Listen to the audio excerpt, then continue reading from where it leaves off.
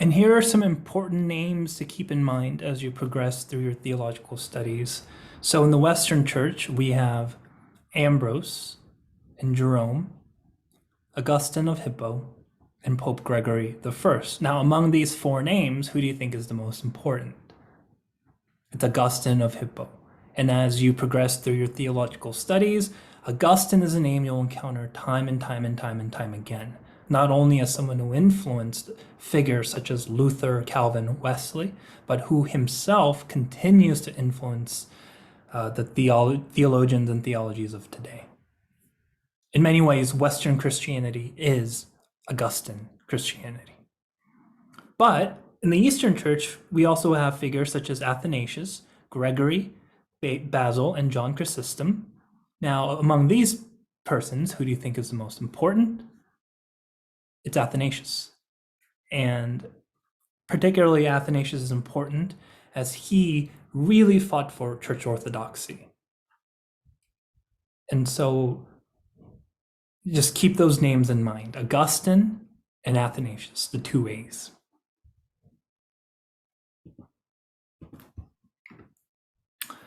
So here's the timeline of church history again. We have the New Testament era at the very left.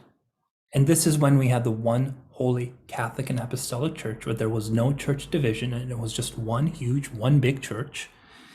And we have the 7 ecumenical councils, which happened during this era. And then we have 1095, the Great Schism that happened between the Eastern Church and the Western Church, named because the centers of power were located in the West and in the East. We have the Crusades that happened, which were of course the great religious wars between the Christians and the Muslims. And then after the Great Schism, we have a separation between the Roman Catholic Church, which is the Western Church, and then the Orthodox Church, which is the Eastern Church.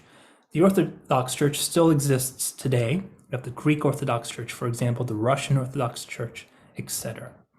And then in the Roman Catholic Church, in 1517, we had the Protestant Reformation with Martin Luther. And then we also have the creation of the Church of England in 1529. So the Great Schism of 1054 was between the Western Church, centered in Rome, and the Eastern Church, centered in Constantinople. And we see the borders there, right in the middle. Now, why do you think this split happened? Now, we can say that some of the reasons were theological, such as filioque and the Son, meaning the Spirit proceeds from the Father. And then the Western Church decided we're going to add this thing there, the filioque and the Son. Which the Eastern Church was, hey, you Western Church people, you put this without our consent. We disagree with you. So that's one of the reasons why there were great theological reasons.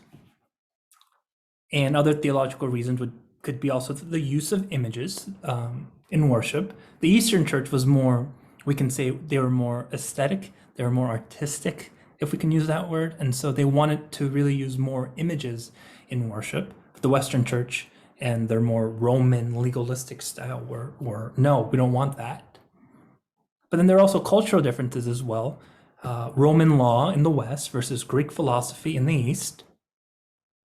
Also on the issue of the authority of popes, where the Roman Catholic Church wanted to proclaim that the Bishop of Rome was the head of the church, whereas the Eastern portion was, hey, what about the Bishop of Constantinople? Shouldn't he have the same amount of authority? And so these are some of the reasons for the split that happened in 1054. And the first big division was not the Protestant Reformation in the 16th century, but in fact it was the schism between the Western Church and the Eastern Church that happened in 1054.